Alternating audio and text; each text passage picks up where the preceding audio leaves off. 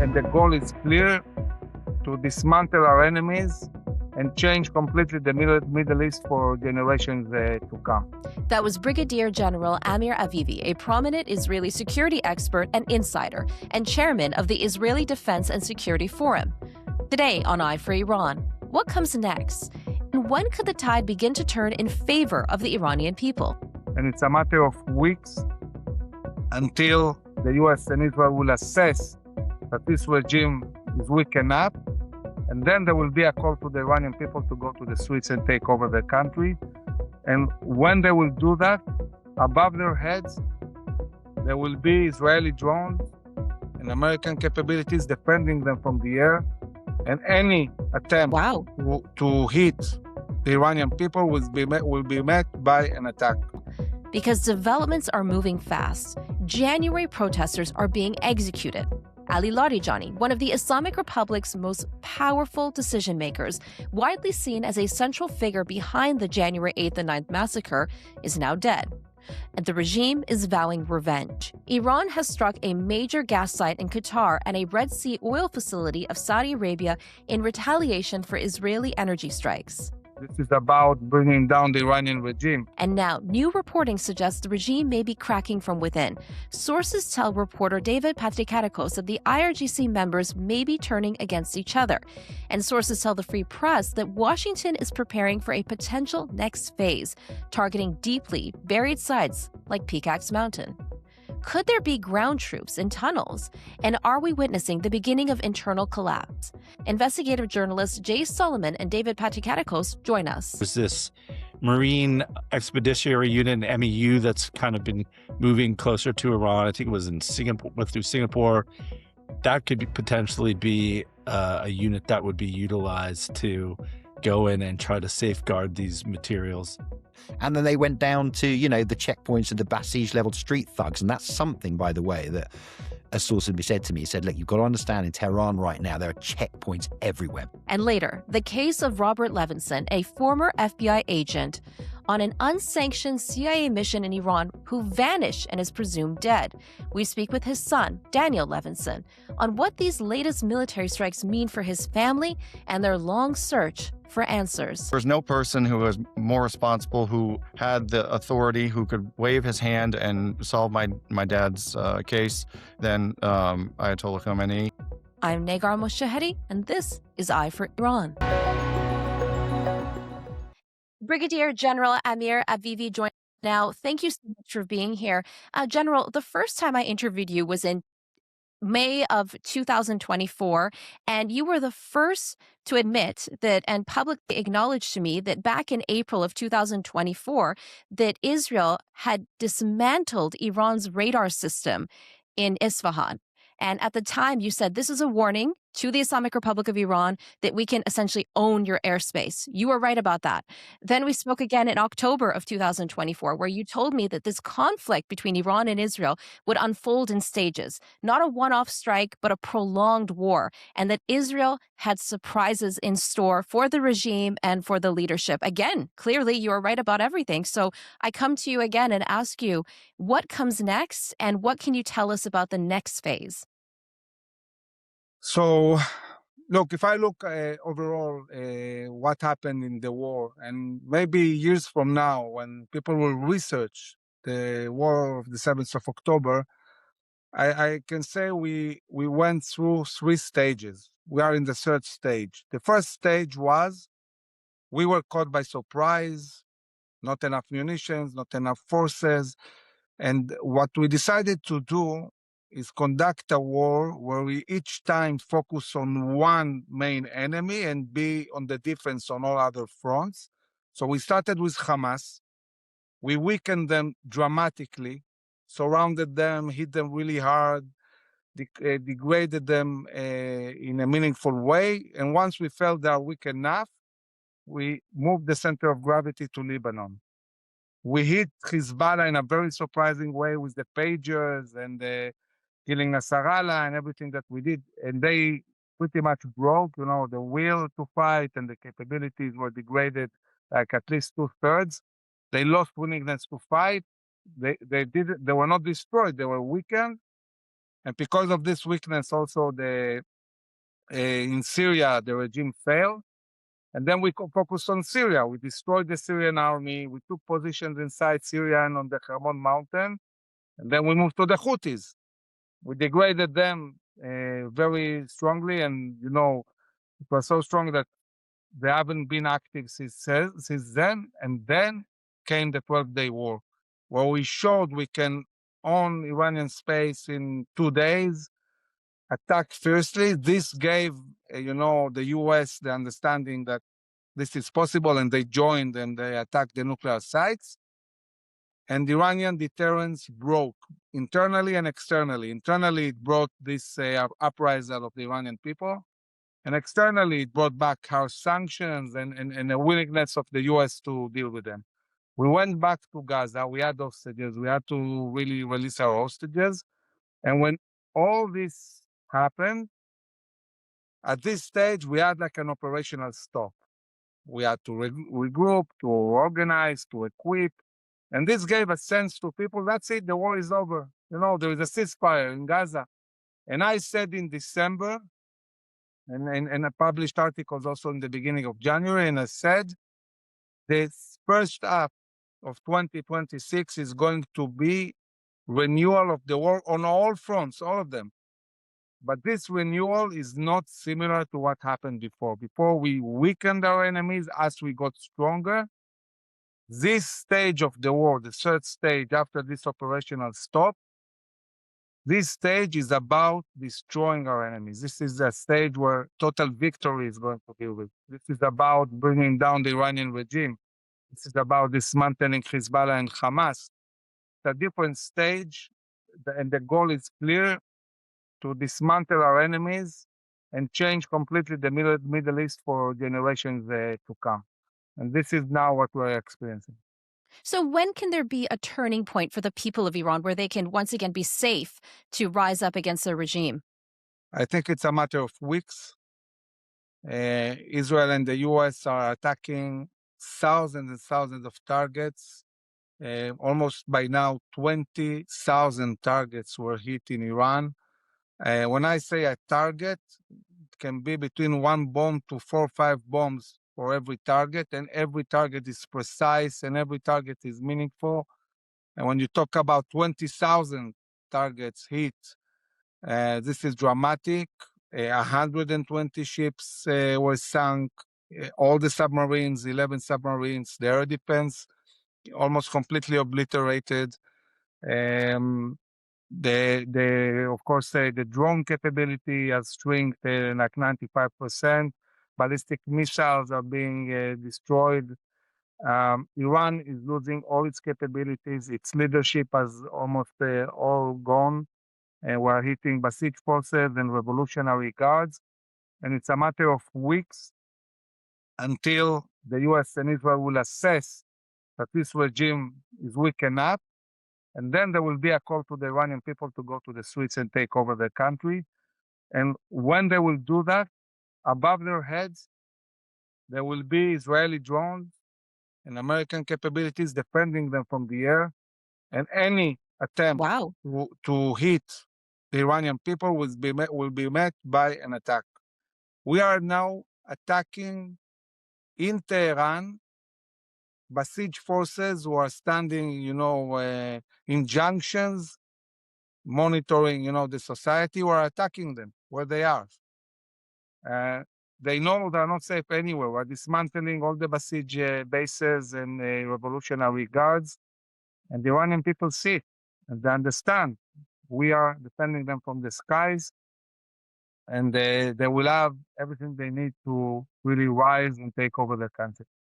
And what more needs to happen to really decapitate this regime and their leadership? I mean, we saw the elimination of Ali Larijani, which is significant, which is huge. I think the really targeting Ali Larijani is a huge issue for one reason. I can tell you I met this week with a very, very prominent diplomat who asked me at length whether maybe Larijani will be the solution, maybe the US will agree to take somebody like him which supposedly is considered more moderate. The guy is not moderate at all, but Not at all. and put him as an American puppet, let's call it like that. And I said, no, I don't think this is the intention. I think the intention is a complete change of regime. And indeed, the fact that he was targeted sends a clear message. None of these leaders in this vicious regime can be rulers the day after. The day after, Iran needs a completely new leadership that will move Iran towards democracy, towards distancing from a theocratic country to a more liberal, open country. And it's up to the Iranian people the moment they will get the chance to really do the right thing and take over the country. So the end game for Israel here is regime change to bring democracy, for Iran to get rid of the Islamic Republic and to be with the Iranian people when that day comes, as you said, where they can safely rise up. So Israel and the US are saying, we'll set the conditions, but changing the regime is up to the Iranian people. They will get all the help they need. They will be defended from the skies. They will possibly be weaponized also to a certain extent. But definitely the conditions will be set. Now, for the US, for that matter also for Israel, it's crucial that Iran leaves the Chinese, Russian, Iranian front, and Iran becomes an ally of the US and makes peace with Israel. This is what the US needs. It needs Iran to move to its side. US also has economical interests, or for the oil to be traded in the SWIFT system, in petrodollars. The US seeks really controlling the Strait of Hormuz in a way that will ensure the freedom of shipment and trade through the strait, and not the way Iranians are now undermining world trade and affecting prices of oil. And I don't think the US is going to give up this, goals. And this is a good, I think, prospect for the Iranian people. And the knowledge that we're going to continue fighting and degrading this regime until the change will come. And Brigadier General, the question that's on Iranian people's minds inside Iran and outside of Iran is specifically when you talk about meeting the conditions to make it safe, what specifically needs to happen? So it's about really destroying the command and control of the Revolutionary Guards and the Basij forces. It's about destroying all their bases, eliminating their motivation to fight. At the moment, there is no real command and control in Iran. The leadership has been wiped out.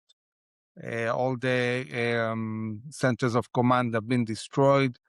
There is no real connection between the government and the area. We see defection in many units. Some units, you have 90% defection. Wow, 90%. Yeah, in some of them. Others still fight. We see still shooting at Israel, but you have also units that are giving up because they understand it's game over. It's, when you dominate the skies and seas, it's not sustainable for this regime in the long term. And it's not only just about dismantling all the military industries and the units and so on. It's also about the economy. I mean, there is a siege on Iran. They are not trading. How long can a country, continue with no import, no export? Obviously, and Iran already started in a very bad shape. Yeah, with hardly water and electricity, and the currency is broken. So it's obvious where this is going. It's just a matter of time until they will collapse. And what is the scale and magnitude of the defections? Sorry to interrupt you. Sorry, again? What is the scale and magnitude of the defections? It depends on the units. You have units that even have 90% defection. Others, less. It depends also what was targeted and was not. But just by the fact that you are destroying all the bases and they are moving into tents outside of the city, this is creating chaos, obviously. I don't think they even understand what's going on. I mean, the attacks are so massive and in so many ways I mean, you have the whole US and Israel attacking 24/7 all the time, tens of thousands of targets. It's something overwhelming. So I think we can be very optimistic. I foresee, a change of regime. This regime is not going to stay. And weeks away, like you said, till we meet the conditions where Iranians can safely go back into the streets again. Yeah. Thank you so much, Brigadier General. And I hope that you're staying safe. Before we logged on here, you were met with sirens. And I hope that everything is okay for you as well there and the people of Yes, Israel. thank you very much. I want to say that Israeli people are very resolute, very motivated. Today they published again the level of happiness of different countries in the world. And Israel is ranked today number 8 in the world. So even in war, even when there are sirens, even when we deal with ballistic missiles, Israel is one of the happiest countries in the world. That's amazing. Thank you so much and all the best to you. My pleasure. Well, to take a deeper look into what's happening inside Iran and what may be coming next from Washington, we're joined now by 2 investigative journalists, Jay Solomon of the Free Press and David Patrikarakos, a special correspondent for the Daily Mail. Thank you so much both for being here. Thank you. Awesome. David, let's start with you. You've been speaking to sources inside Iran, including individuals with insight into Western intelligence. Tell us what they're telling you. Well, I mean, speaking to people inside Iran. I mean, the sources familiar with Western intelligence are not inside Iran. They're in the West, but they're looking at what's happening on the ground. So they paint a picture that is unsurprisingly chaotic. They paint a picture of a regime in disarray. Its security apparatus is in disarray. Again, unsurprising given the depth and extremity of Israeli and American penetration of the security services, which we're seeing in the pretty, surgical decapitation of rows and rows and layers of the Iranian security services, and their machine of terror, both domestic and foreign. So look, what we're seeing, and I want to be clear here, to a limited degree, let's not exaggerate it, is, a certain amount of internal disaffection. They're unable to pay people. We're hearing reports, again, this is in the dozens, but reports of perhaps people being killed for disobeying orders, people trying to defect. Now, again, I want to be clear. By the IRGC, correct? It would appear so, yes. But, we find that, there are talk. I mean, you bear in mind these people are looking at the streets in real time, and the security services are completely penetrated. So we are looking at an internal security apparatus which is in disarray, which we know a lot of the command and control is gone. Doesn't mean to say it's about to fall. It doesn't mean to say that the regime is about to fall, but it's what we're seeing. And hopefully, in terms of the objectives of the war, this is something that will continue to grow and is obviously clearly the objective. I mean, look, tactically, from a narrow military point of view, tactically, there is a clear plan. You can see it, right? You start with waves. The first day of the war, you take out Khamenei and as much of the leadership as you can. You move down to broader IRGC facilities. The ballistic missiles are a key part of all this. People forget about those. And then they went down to, the checkpoints of the Basij-level street thugs. And that's something, by the way, that a source had said to me, he said, look, you've got to understand in Tehran right now, there are checkpoints everywhere because they are really doubling down on the oppression. If you can imagine such a, and then they're going for the checkpoints. Tactically, at least, we are seeing a clear plan. And beyond the Strait of Hormuz, within Iran, what we're seeing, look, I tweeted this the other day, the surgical decapitation of regime apparatus.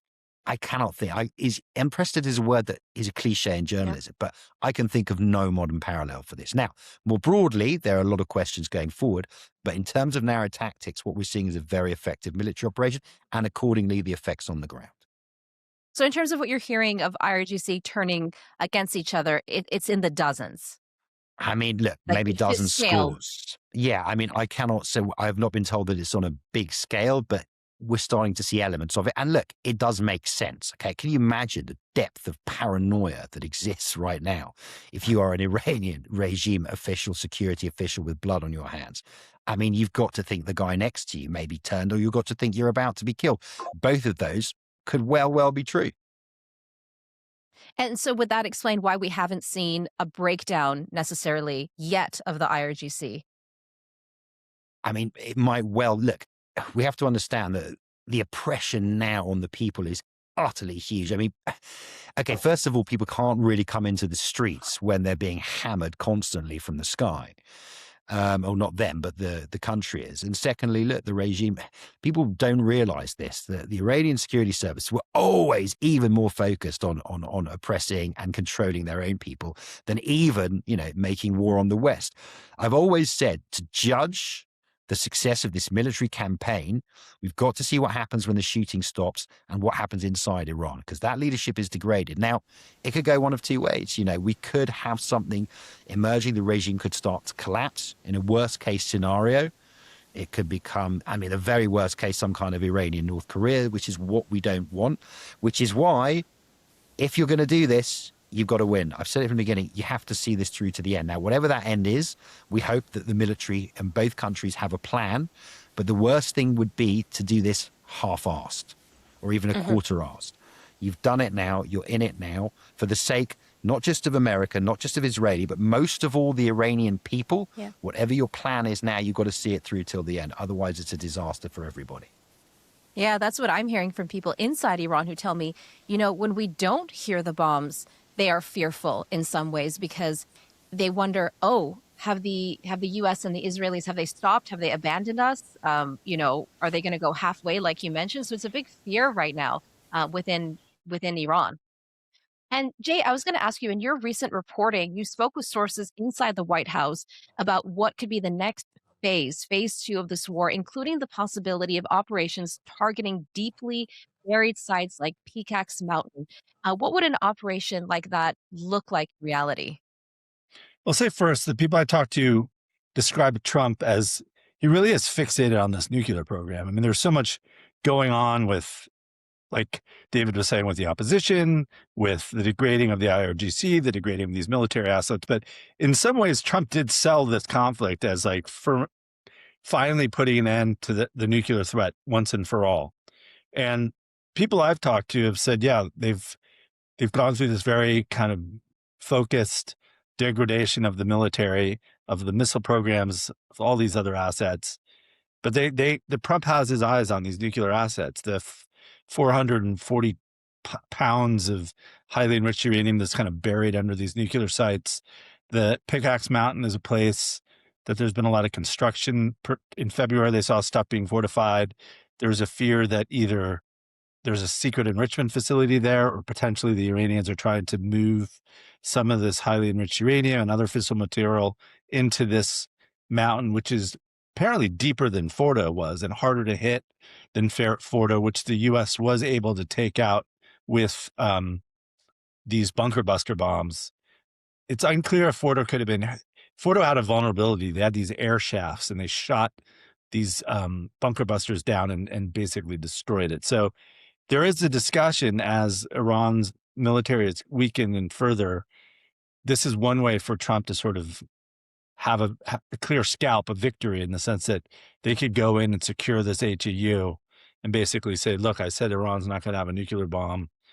They're not going to have a nuclear bomb. And we've secured that. There's this Marine Expeditionary Unit, MEU, that's kind of been moving closer to Iran. I think it was in Singapore, through Singapore.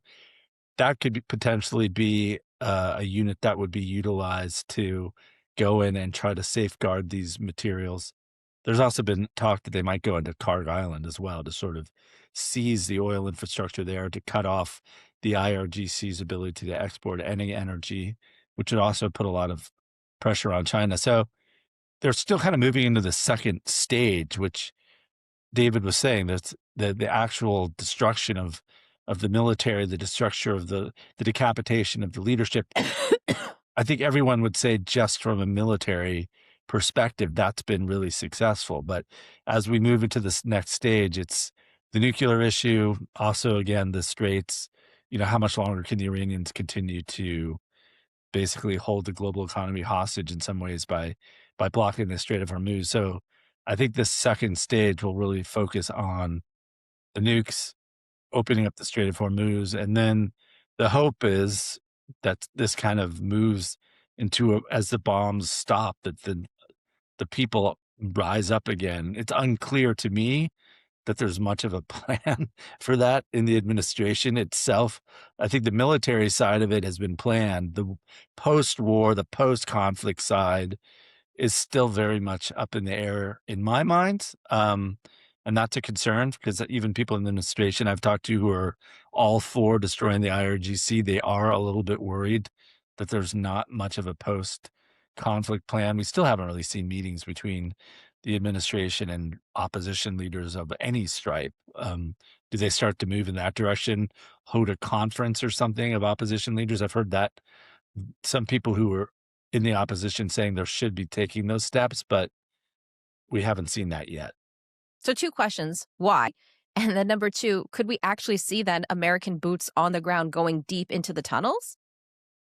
I mean, on the second question, if they really decide they want to go in and secure that HEU, I don't think there's any other way. And that would not That's be dangerous, isn't it?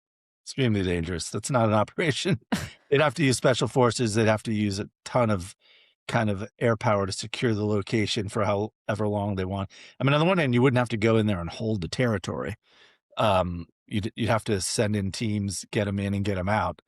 You know, that operation in Venezuela when they took Maduro was pretty impressive. They have that capability. I think grabbing Maduro was probably easier than sending people down to grab essentially, I guess the HEU is held in bins, basically big bins. I don't think that's the dangerous part. I think the dangerous part is what type of resistance, because you can imagine the IRGC is reading our press and knows this could be an operation. So they probably both fortified it, probably booby trapped it, and they'd be waiting. So that would be a very dangerous part. On the opposition, I think, I don't know, Trump has always been kind of averse to nation building. The whole MAGA movement came to power sort of averse to, nation building. So on the one hand, he has said publicly, I hope people rise up, but it just doesn't seem like that side of it is something they're that prepared to get involved in, which is very different in Iraq and Afghanistan. If you remember back then, they had all sorts of meetings with kings and opposition leaders and had sort of a government in waiting ready to go. That's not happened. And, those Iraq and Afghanistan didn't turn out so well. So maybe that type of planning doesn't actually work in the end because things are so fluid on the ground and whoever you think might be a leader might not be someone else you haven't thought of. But I do think there's going to be a lot more pressure from opposition groups to at least have some sort of process going, because both in the Venezuela situation and now in Iran, they've seemed to be pretty cut off from the process. Yeah, it's interesting. I asked Senator Ted Cruz about that, and he told me that, there's candidates in mind, and we're going to let the people of Iran decide, but he wasn't very clear as to what he meant by that. Yeah, I don't think it hasn't been that thought off, but I talked to some people yesterday who had family in Iran, and they said things very similar to you. People are terrified of the bombing. The other hand, they're worried the regime won't be finished off. I will say the Israelis seem to have more of a longer term plan on how to bring the opposition, empower them. The question is, could the Israelis really do that on their own? Is it too toxic to have Israeli involvement? And, could they do it if the U.S. isn't involved? I think that's a real question, because I think the Americans would have to be involved to get, the international community behind any post-regime government efforts to reconstruct. That would all have to be led by us. And yeah, we're not in that stage yet. And when it comes to leverage that the regime still has, you mentioned the highly enriched uranium and also Kharg Island.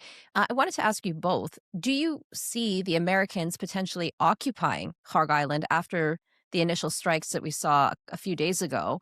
And would that help to mitigate any kind of advantage that the Iranian regime has on the Strait of Hormuz? David, we'll start with you and then Jay. Look, I mean, you can foresee it now. It comes back to what I'm saying. You keep doing more and more. And it would make sense now. Look, Iran is not stopping. Incidentally, you see just how smart it is in compared to some of the other powers in the region and the way it fights. It's a honed a doctrine of asymmetric response of proxy warfare, of using all bits of leverage that it can. You know, it's the lack of a plan. I agree with everything Jay says. You know, you talk about there is a plan, you know, for the enriched uranium, but that is going to be about the most highly guarded thing in Iran right now, I would imagine. And it's not going to be like Venezuela. So if you've decided you want to do it, and perhaps now you need to do it, because if you've done all of this and then you leave, then the Iranians will probably try and dash for a bomb now, probably, given everything. I mean, the NPT now doesn't matter that they're a signatory anymore, and the way their mindset is. So, you know, they were sort of pushing the limits of it. And I mean, you know, I looked at this for years in my book, but now, I mean, what would stop them? And here's the thing, I just worry about lack of a plan. Look, I'm not, you know, Vietnam is a cliche, and I'm not going to invoke except in one particular thing. America won pretty much every battle in Vietnam, right? You know, on the ground, wasn't too bad, but it did lose the war. So we've got to be concerned about this. The straits need to open up, and, you know, people think that, you know, once they open up, everything's back to normal. It's not. It's going to take a while there's a lot of tankers backed up. You're going to have to demine it. It's going to take a while for it to get back to its normal capacity. So there is a clock ticking here. And yeah, if you cut off the IRGC's oil, well, essentially Iran is a Praetorian state now. We can talk about the IRGC, and Mojtaba anyway, if he is alive and functioning, will be hand in glove with the IRGC. So I can foresee it happening. I didn't foresee it happening, you know, 3 weeks ago. But if the plan is to take this regime out, then economically, politically, logistically, it makes sense. Will it be successful? It's yet another very dangerous operation. I think, Negar, we've spoken one or two times, and I've said many times, but on this particular point, I've said, look, this is a colossal gamble. In Trump and Netanyahu, what you have are two leaders that act. Now, it can be for good or bad, but they act. You know, Biden didn't do anything. Obama never really did anything. Keir Starmer doesn't do anything. These people act, they are gamblers. And look, Trump was a serial bankrupt. It doesn't always work. But if you do this, you got to win. Sorry, but you got to win. So it's a big gamble. Jay, what do you think? I mean, I've talked to special operations guys, particularly against Kharg. They think they could take that pretty easily. I mean, they've destroyed the Iranian Navy.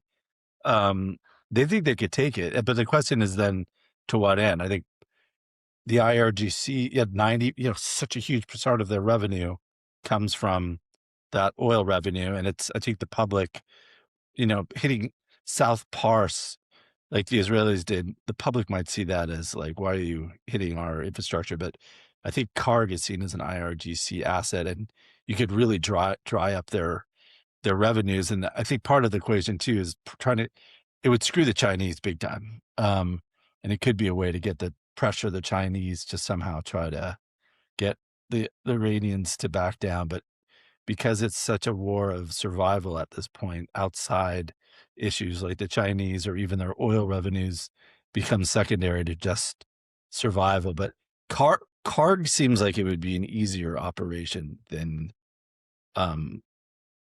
those underground facilities. I mean, they've already decimated all the military positions on Kharg. That was the first step.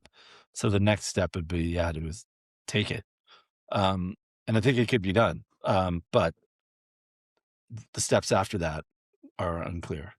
I mean, this is the key thing, Jay, isn't it? Sorry. I mean, there's few military operations in Iraq, let's say, that were not successfully carried out militarily, I mean. But it's like what happened after, right? It was the fallout. Right. And that's the concern. But I agree. And as I said, look, if you're doing this, that is a logical step to take, right? For the reasons that you outlined. And Trump, as we know, as you correctly say, Jay, has an obsession with Iran. He's also got one with China, and it's completely understandable if you're an American. So, yeah. You guys brought up China. I wanted to ask about that, actually. Last week, I was listening to an amazing podcast with the Free Press with your colleagues, Jay, Rafaela and Haviv. And Haviv argued that Iran is essentially the second front. And this is actually about China. China is the first front. Not the case for Israel. For Israel, Lebanon and taking out Hezbollah is the second front to get to their main front, which is Iran. So what is the strategic objective here? Is this really about China then? I think I would take it even wider. I know people in the White House are looking at the world and they're like, wow, we could flip Venezuela and Cuba, which are essentially bases for Chinese, Russian, you know, opposition to the United States in our underbelly. You know, Venezuela was also very sort of strategic in that it's not just the oil, they're on really important waterways, and all that instability in Venezuela was feeding refugee crisis. So that waterway was being kind of impugned. And then Cuba, obviously. So if you flip Venezuela, Cuba, and Iran, that's a huge swing for the United States against this axis, which is, it's broader. It's China. People talk about the axis of resistance, which is Iran and its proxies. But if you widen it, it's China, it's Russia, North Korea, Venezuela, Cuba. So that would be, if President left the White House having kind of flipped those three countries, he could sort of describe himself in Churchillian terms in switching the wider balance. And I would say this: I know U.S. war planners, the situation in the Gulf is bad, but they'll also say, God, if we didn't act now, in 2 or 3 years, if the Iranians and the Houthis had further strengthened their military capabilities, they could take those waterways, the Bab el-Mandeb Strait, the Red Sea, the Strait of Hormuz, they could have them basically hold them hostage anytime they want. And if there was a bigger global conflict with the Chinese essentially controlling the Straits of Malacca, the Taiwan Strait, and then these waterways in our underbelly, that would not be good for the Western alliance. So I would look at it as part of this much broader playing field where it's about oil, it's about access, choke points in the world, and the way the Chinese might use them if there's a broader conflict. So yeah, it's definitely all interconnected. And I think that Trump and his people are right to look at it this way, particularly with Cuba and Venezuela. But the question still is, like, what is the plan after? We don't know. Oh, that's significant. And add potentially the Islamic Republic of Iran having a nuclear bomb. And, the outcome would be very different. David, what do you think? Do you see this as like a Cold War era like proxy warfare? Look, I've said that, in the 11, 12 years I've been covering Ukraine since the beginning in 2014, reporting from Israel, from the West Bank, from Gaza, all these places, that what we have right now is a war. You say it's cold, but, a hot war between the West, led by America, the Pax Americana, the status quo powers. It's not always the West, because there are countries like Gulf monarchies that are not Western, but are part broadly of that alliance, against a loose conglomeration of powers, as Jay rightly points out. An axis, they're not really linked by anything. Like, China is really quite different to Iran, but they're drawn together by one thing, which is the desire to punch holes in and weaken wherever they can the US-led order. And in that fight, there are certain key, what I call garrison states, and they are Ukraine, Israel, possibly Taiwan as things go forward. It is very clear to me, especially in the wake of October the 7th. So I agree 100% with what Jay is saying. I think we're both agreeing. I remain tactically impressed by what is happening. I remain confused about the broader strategic goal here of what is happening. And look, one thing we should say is that you have a bit of a dissonance here. You have a disconnect between really effective military operations and really confused messaging. If you listen to what Trump says he wants, then what Marco Rubio says, and this is a problem, and Hegseth as well, there's a lot of confused messaging, which I don't think helps us. Now, that can be a symptom of a lack of plan, and I've spoken to people in Israel, spoken to people in the United States, and I'm not always sure that maybe there is a huge one. Again, Jay is correct. I think the Israelis have a clearer goal, because to them it is more existential, Iran. And certainly right now, you speak to people in Israel, they're suffering. Funnily enough, the schools being closed is what's really, really affecting my friends. But they're resolved. It's like, we have to do this now. Like, it's done. Decades of this power doing what it does, being a menace not just to us, but to the Middle East and to the world. So they're resolved. But I think that's where we are. I think we agree. I think it's uncertain going forward, but this needs to be seen through now, or it's going to be a disaster. Yeah, if not now, when? And do you foresee China making any moves now? Because, I mean, if we're talking about this and discussing it, obviously China is aware. I think China's sitting back and waiting to see what happens. I mean, I think it's giving tacit support to the Iranians in the way that Russia is, but it will sit back. I can't see it actually making any overt intervention. No, but look, right now it just wants America and its allies to get, bogged down, to suffer. It wants as much disruption as it can, because right now, its Iranian oil is still flowing to it. So right now, I guess it will wait and see. I think the Chinese are studying our war-making capabilities and seeing how we're doing. I don't think they're going to intervene. People forget China has not fought a war since 1979, and they lost. And that didn't go well. They lost to the Vietnamese. So they have a very little of a military track record outside of sort of bashing Filipino cargo moving to little islands. That's about it. So I think they're going to watch. I don't know how much. I mean, yeah, they'll keep their biggest interest is still getting Iranian oil. And for now, they seem to still be getting it to some degree. But if that's cut off, we'll see. Then they might get more involved. But I see it more on the diplomatic front. By the way, that's a very good point that Jay makes. And you saw it in Ukraine as well, by the way, right? The Russians were looking at all the American tech that the Ukrainians were using and the NATO tech as well. And they were learning from it. And you can believe the Chinese were doing the same thing.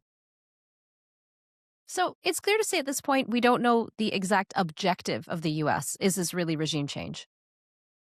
Yeah, I mean, I've talked to senior officials. It does seem like Trump still really is like his kind of the way he could declare victory is that they can say, okay, the nuclear program is off the table. The Strait of Hormuz is open.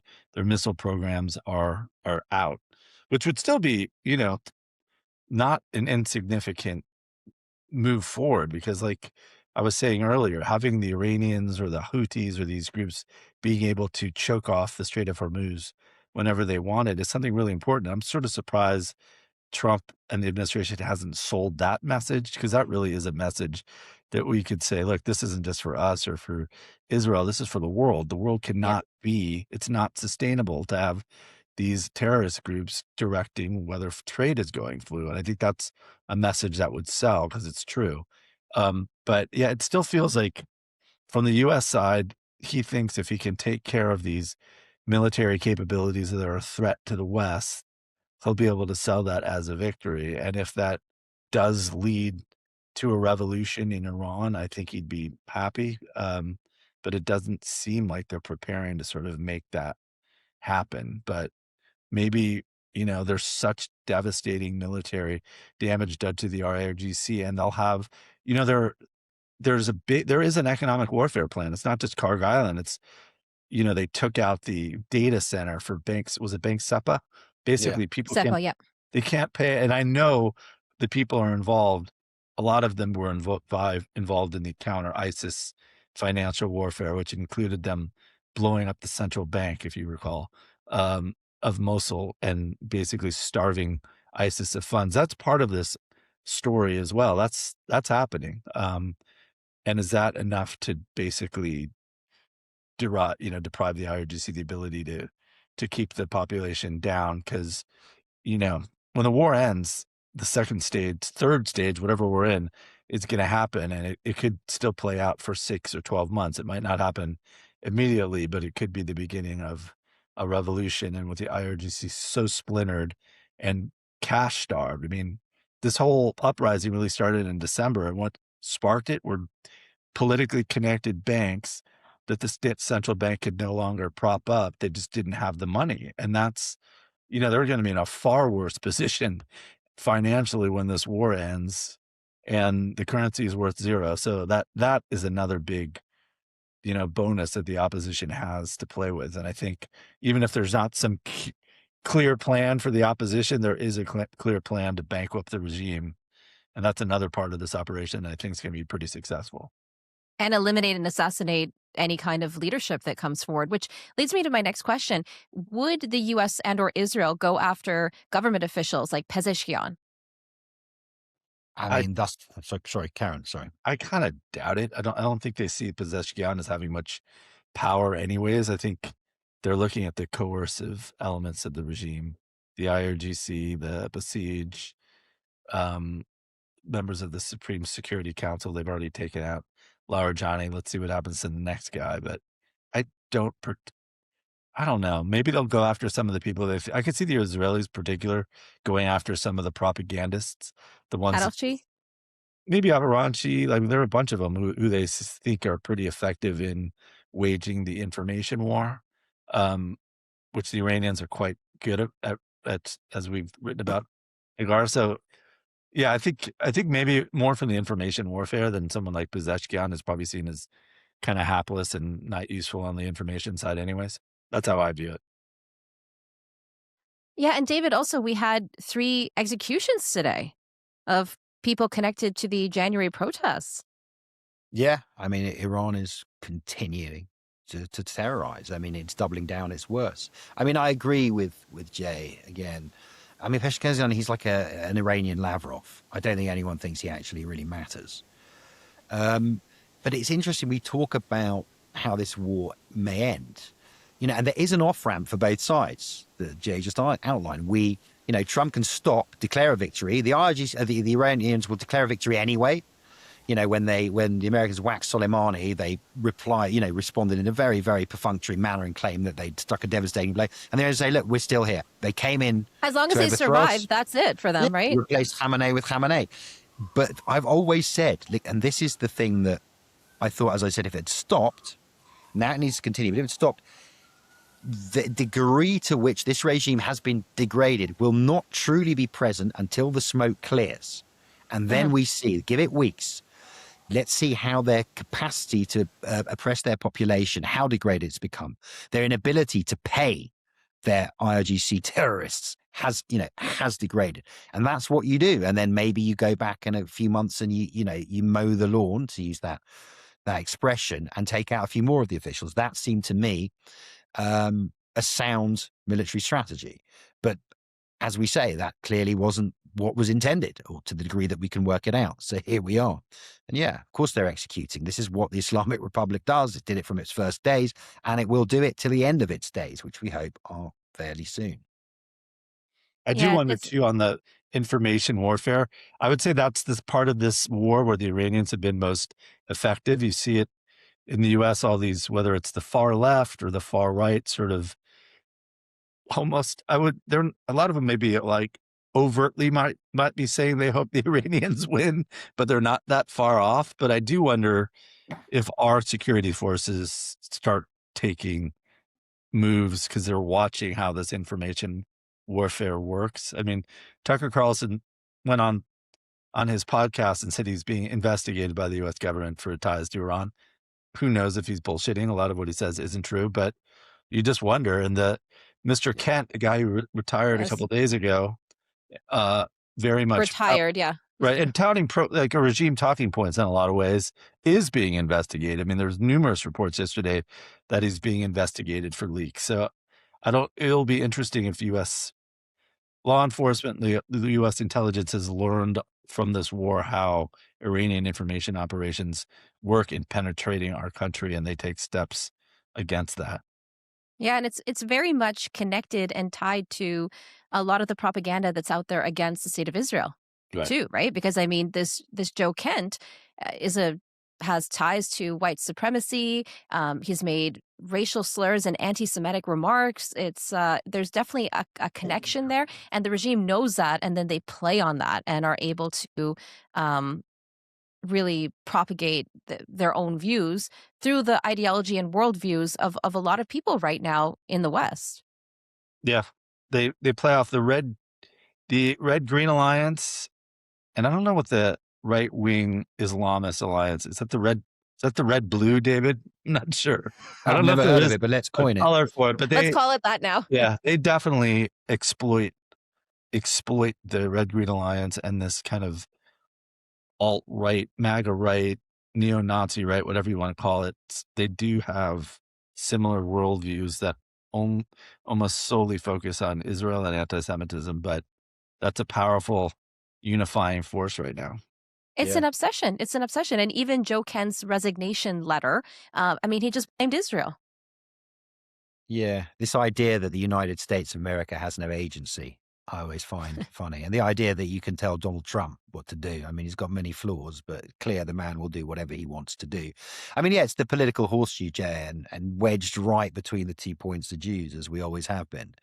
But look, this is why, if, Israel for its own sake, this is, got to be successful, because otherwise the whole world's going to blame it. Now, you can say, well, they'll blame it anyway. But this is a high stakes gamble from two men, as I say, that gamble. And so far they've won. Let's just, Yep. let's just make sure that it continues. I mean, this is not even an analysis. We sort of go towards the end with a hope and a wish for everybody's sake. I mean, this is a rotten and fetid regime. And there's something I will say, actually.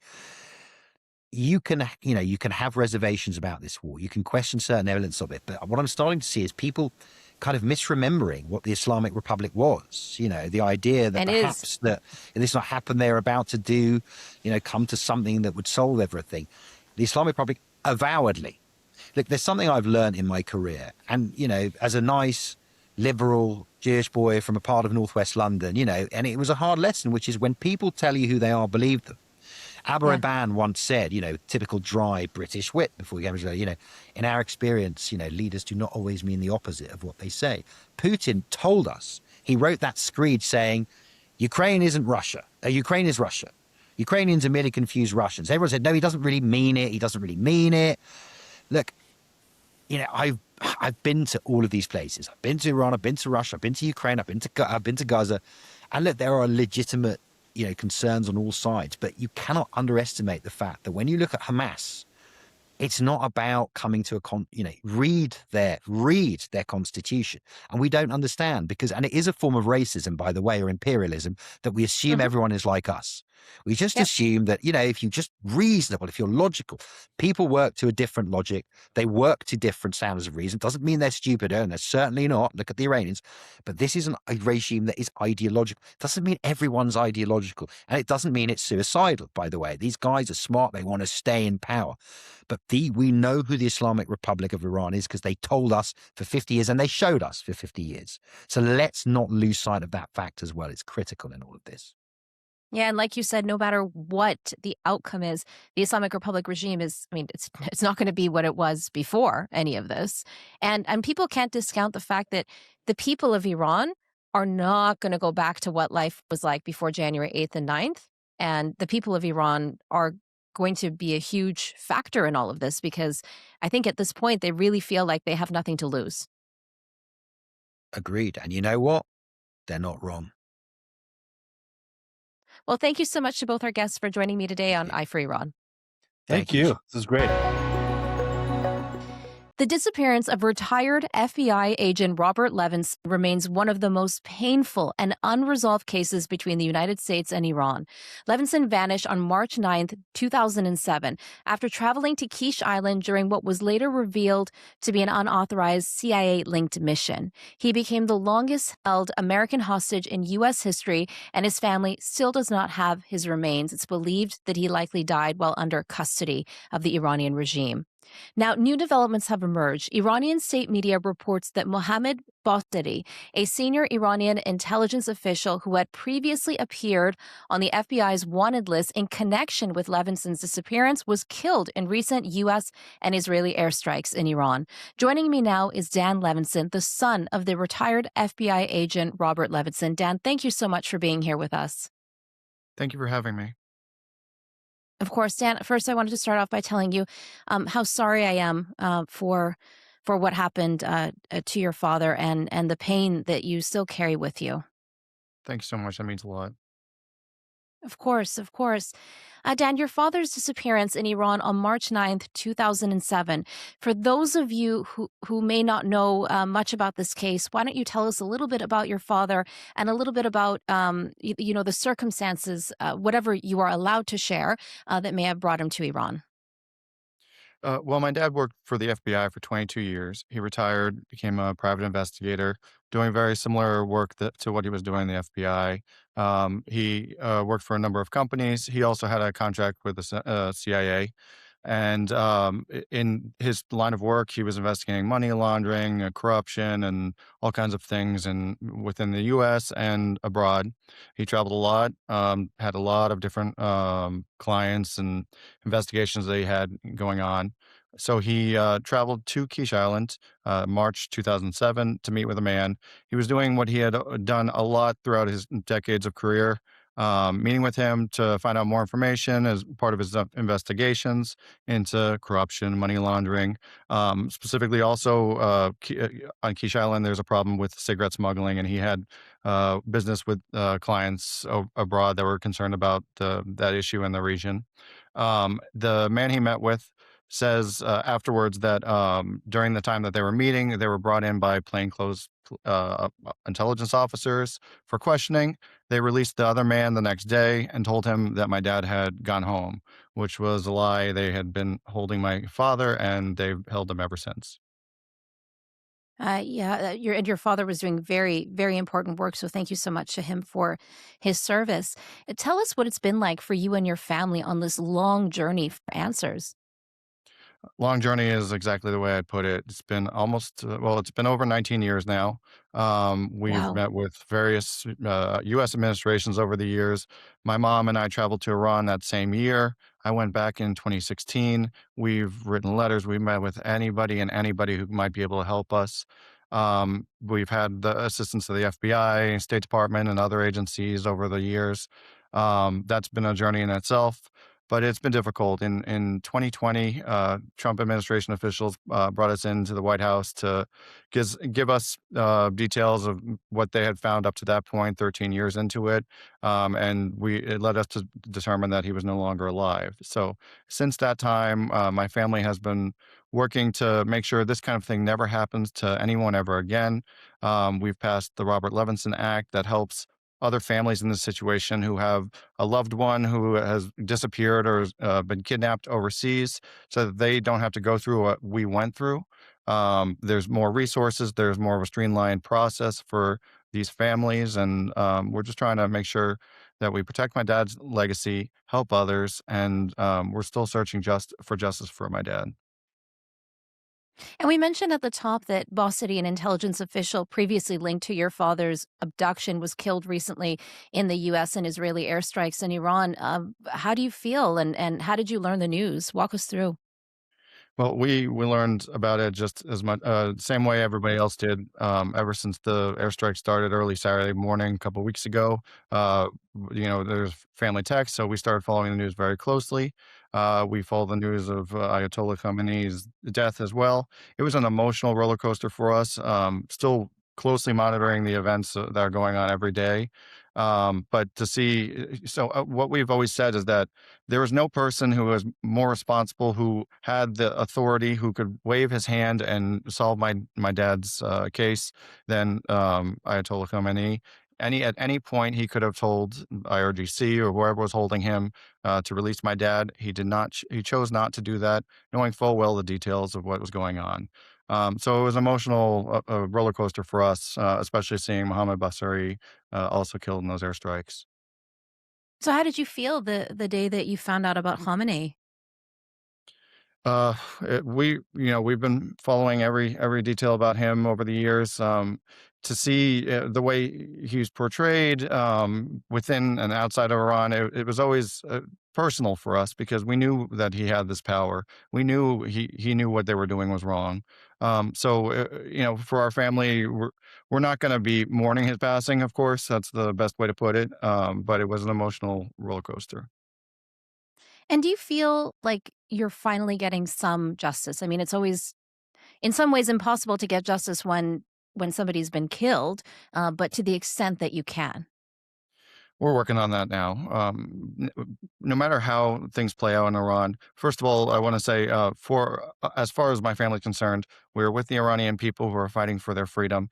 Tens of thousands of people have been killed by this terrible regime, and we know that my dad's story is just one part of all of this. but we also know when things settle down, no matter what kind of government emerges, and we're hoping a more free government that for the people and more beneficial to the people of Iran. And if there's a pro-American government or whoever is dealing with the Trump administration, there will be talks, and we're going to be hoping that the Trump administration officials that are in these talks are making sure that my dad's a part of these talks, that justice for us, accountability for those who who took part of this and the cover up, that justice is served. So it's something we've been pressing with the Trump officials in Washington the past couple of weeks, and something that we're going to continue to push until this case is resolved. Well, thank you for acknowledging that and about the Iranian people. And do you feel that these military strikes are going to get you to that point as this regime begins to unravel? I mean, like you said, nobody knows what's going to happen tomorrow, but it does appear that this regime is on the decline. Right. As we watch the regime collapsing, we're thinking to ourselves that there are going to be people who know the exact details of what happened to my dad. There's going to be people who are fleeing the sinking ship. There are going to be officials who are going to defect or reach out to the United States government to get out of there. We're hoping that they do come forward, because one of the things that I want to remind people is that there still is a $25 million U.S. Reward for people who might have information about my dad's case. And it's important for the people within Iran to know that. And because there are going to be people, maybe just a handful of people who know really what happened, but we're hoping that they come forward no matter what happens in these next few weeks or months. So being able to talk about that on an outlet like this is really important to my family. Of course. And what is your message then to these Islamic Republic officials who obviously know what happened about your father? Justice is coming. We're not going to forget. We're going to keep pursuing accountability for them. And there's an opportunity. Come forward if you have information. There's a lot of money involved, and I know that Trump administration officials will be listening. And what does accountability look like for you right now? Well, first of all, we don't know what happened to him exactly. We don't know where he was. We don't know the story of where he was being held over the years. And I think we actually have no idea where his body might be. We want his remains returned to us, and that's a really important part of all of this. We have no closure without that, so we're hoping that's addressed as well. And you and your mother traveled to Iran a few years ago. Tell us about that and what the experience was like for you. It was a surreal experience. My mom had never left America, and since that trip, she's still never left America. That was the only time. I don't know what we Well, were really expecting, but we met with a variety of government officials and officials from other countries' embassies during that time. We traveled to Kharg Island. We stayed in the hotel that he was last seen at. We talked to all kinds of people. It didn't bring us the answers we were looking for. It helped publicize the case within Iran, I think, which was important for us. I traveled. I went 9 years, a little over a little less than 9 years later, in February 2016, back by myself, just to Keisha Island to try to meet with officials to plead for his release. Nothing really came of that either. But I don't know if the option to travel to Iran eventually to resolve this is going to be a possibility, but we're keeping that in mind as well, depending on how things play out these next few months. what are the next steps for you then? We're waiting. Right now, all we can do is make sure the Trump officials are prioritizing my dad's story, his case, and the accountability. Keep pressing them. Keep getting this story out there within Iran so people can come forward. So we're just gonna keep keeping an eye on things and talking to the right people who can make this just as possible. And in terms of the U.S. government, did they do enough to help in this case over the past nearly 2 decades now? Yeah, that was an issue early on. Those first couple of years, there were mistakes made. They acknowledged that we had to keep moving forward because we could not focus on that. We had to focus on getting my dad home. The FBI, they had their missteps, and they told us the same. But they have been very good to us over the years. State Department has been very good to us. They've been working to remedy that and working with us to help other families. The FBI has been very good about briefing us on the latest developments of the case case, and they've made my dad's case a priority every year over the years, especially marking the anniversary, updating my mom whenever is possible. So it's improved a lot over the past almost 2 decades. And when you went to Iran, was there anything that may have shocked you or something that you'd want to share to a non-Iranian audience that you think it's important for them to know about Iran? Because, since this war broke out, I've been seeing people who are non-Iranian coming out against the military strikes, even in some protests in the United States and in the Western world, holding up pictures of Khamenei and saying, hands off Iran, no war with Iran. It seems like they really misunderstand and may not understand what type of entity they're dealing with when it comes to the Iranian regime. Yeah, that's a very good point. I think people need to understand that many of the Iranians that we met during those trips, outside of Iran and just the Iranians that have come forward, there are many, many Iranians who sympathize with our case. They tell us all the times how much they care about our case and how badly they feel about what happened to my dad and that they were praying for us. The regime officials that we met with, that's a different story. I always found it ironic that a country and people who pride themselves on their hospitality, and they did, give us very nice hospitality, especially during the meetings and little things. But some people who within the government who pride themselves on this kidnapped and likely tortured and had a brutal end for my dad, that they were able to do that despite priding themselves on the hospitality that they provide. And I know Iranians, the ordinary Iranians who are not part of this, would agree that it's a terrible thing for something that Iranians care so deeply about. One of the main things that we learned over the course of the years that ordinary Iranians who are not part of this regime, they're facing as much tyranny as you can imagine, and they're very brave for fighting for their own freedom and sacrificing their lives. And they have a very positive attitude towards Americans. They were hoping for American intervention to help secure their own freedom. But during our time when we were there were many, many Iranians within the country and outside the country we've talked to. They sympathize with my dad's case. They have always told us how sorry they felt about what we were going through. And what I always found ironic was in a culture that prides itself so much on hospitality, which we were given all kinds of amazing hospitality by many Iranians over the years. That the regime could do such an opposite thing where someone who is visiting their country, they could ruin his life, hold him, torture him likely, and ultimately lead to his death. And I know that the Iranian people, the ordinary people that we've talked to, are ashamed that the regime can do something like that. I want to remind my fellow Americans that there are very many, many, many good people there. They just want freedom. They like America, and they're just looking for our help. And we're all hoping that everything works out for them and that they're going to have a prosperous, free society soon. Thank you, Dan. And also, how do you want people to remember your father? Oh, that's a good question. I think that he was a patriotic American.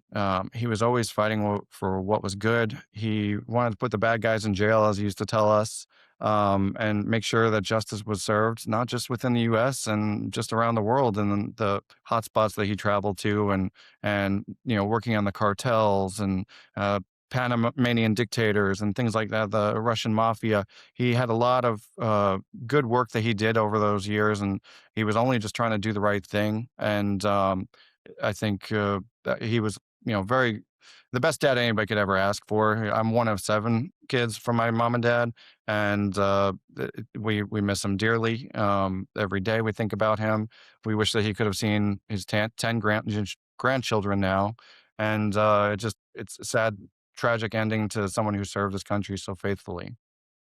It is very tragic, and I hope that in this process of these military strikes and what happens next in Iran, I hope that your family does get the justice that you deserve. Thank you so much. Thank you so much, Dan, for coming on today. Well, if you like this episode, you can hit the like button, leave us a comment, let us know what you think and what you'd like to see for future episodes. You can also sign up for our weekly briefing newsletter at iranintl.com/newsletter. And you can also go to our dedicated English website at iranintl.com/en.